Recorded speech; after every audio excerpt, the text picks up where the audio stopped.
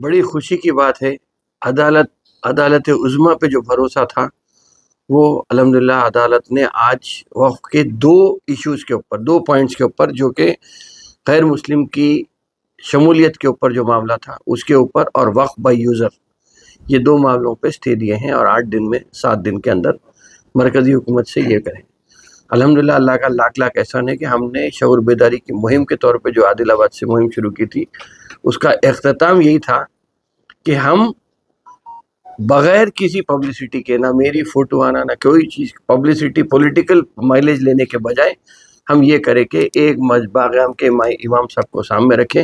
الحمدللہ انہوں نے 40 منٹ تک جو دعا کی، شاید اسی کا یہ نتیجہ ہے کہ اب فی الوقت جو روک لگی ہے، میں ان کا شکریہ ادا کرتا ہوں، اس لیے کہ انہوں نے جتنے شرکا تھے، جتنے ہزاروں میں تعداد جو آ کے وہاں پہ شریک ہوئے تھے، سب کو رلا دیا، اور شاید اللہ تعالیٰ اس سے راضی ہو کر کم از کم ابھی تک فی الوقت کے حد تک تو اتنی تو راحت ملی ہے کہ غیر مسلم کا داخلہ وقف بورڈ میں، اور وقف بائی یوزر، اس لیے کہ وقف بائی یوزر کا معاملہ ایسا تھا کہ جو بھی مسجد ہندوستان میں ہے، جو نئی جدید تعمیر مسجد جو ہے، اس کو وقف بائی یوزر کی کیٹیگری میں لیا جاتا ہے۔ اگر کوئی وقف کرتے ہیں تو وہ اپنی جگہ ہے، اگر ہم زمین خرید کے بناتے ہیں تو وقف بائی یوزر، وہ کوئی وقف نہیں، خریدے زمین آپ مسجد بنا لیے، ہم جا کے وہاں پہ جو عبادت کرتے ہیں اس میں وقف بائی یوزر کی کیٹیگری میں آتے ہیں۔ تو ایسے جو مساجد خطرے میں تھے اس پر تو فی الوقت اسٹے لگ گیا ہے۔ تو الحمدللہ عدالت عظمیٰ جب کبھی ہندوستان کی جمہوریت میں ظالمانہ حکومت اگر آ کے کچھ ظلم کا اقدام کرتی ہے تو عدالت ہر وقت سامنے آ کر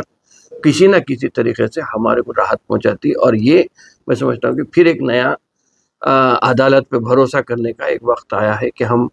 انشاءاللہ تعالیٰ اور امید رکھیں گے کہ اور کچھ اچھا اس میں اقدام ہوگا 8 دن کے بعد جب سماعت پھر سے شروع ہوگی۔ اس میں وقف بورڈ یا وقف بل کے امینڈمنٹ کے بل کے اس میں کوئی سیاسی مائلیج لینا نہیں چاہ رہا ہوں۔ ہم بھی ایک پارٹی بنے ہیں، جیسا حیدرآباد میں اسد الدین اویسی صاحب بھی بنے ہیں، محمد علی شبیر صاحب بھی بنے ہیں، جیسا جتنے سب لوگ بنے ہیں، میں بھی اس میں ایک پارٹی ہوں۔ میں شخصی طور پہ سیاست کی ہسٹری بتاتے ہوئے، میں وہاں پہ تامل ناڈو کی ایک پارٹی ہے VCK،